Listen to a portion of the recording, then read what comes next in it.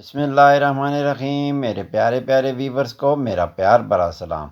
आज की रेसिपी शुरू करने से पहले आपसे रिक्वेस्ट करते हैं, अगर आप हमारे चैनल पर नए हैं तो प्लीज़ चैनल को सब्सक्राइब करें। आज की वीडियो अगर आपको पसंद आई तो वीडियो को प्लीज़ लाइक करें, अपने दोस्तों के साथ शेयर करें और हमें कमेंट्स करके ज़रूर बताएं कि आज की रेसिपी आपको हमारी कैसी लगी। रेसिपी बनाने के लिए जो चीज़ें हमें ज़रूरत है, हमने दूध लिया है, 1 लीटर फ्रेश दूध हमने लिया है और साथ में जो है हमने सादा केक लिए हैं। तो ये हमने अपने घर में बनाए हैं। तो साथ में बादाम लिए हैं, पिस्ता लिया है, चीनी और सब्ज़ इलायची लिया और साथ में जो है रफ़ान वालों का मैंगो कस्टर्ड हमने लिया है। तो आपके पास अगर ताज़े आम हैं इस वक्त तो आप उनसे भी बना सकते हैं। हमारे पास तो हैं लेकिन हम लाए नहीं है, इस वजह से जो है सिर्फ़ इसी की जो पाउडर की हम बना रहे हैं। बहुत ही मज़ेदार बनती है।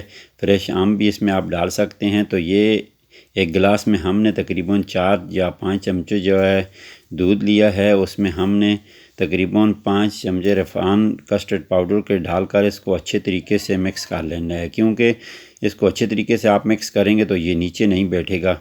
ये देखें, अच्छे तरीके से मिक्स करके हमने दूध को उबलने के लिए रख दिया है। तो इस पे जो है मीडियम आग लगानी चाहिए, तो इतनी तेज़ आग नहीं लगानी चाहिए क्योंकि ये नीचे से लग जाता है।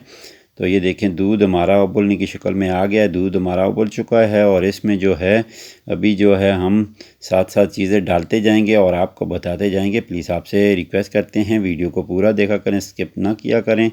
तो अगर वीडियो ये आपको अच्छी लगे तो प्लीज़ लाइक भी कर दिया करें।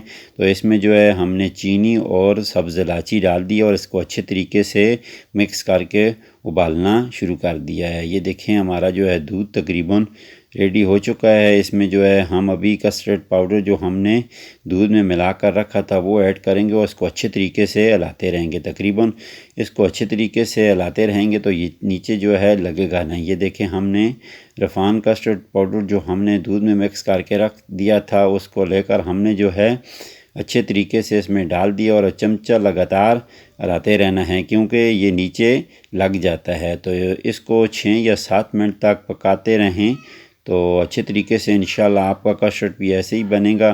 तो इसको ऐसे ही हिलाते रहना है, नहीं तो ये इसकी जो है गुठलियाँ बन जाएंगी तो वो खाने में मज़ा नहीं करती हैं। तो ये देखें, हमने जो एक ट्रे ली है उसमें हमने केक जो है साइडों पे जो है और सेंटर में भी हम लगाएंगे और साइडों पे हमने सारे केक लगा दिए हैं।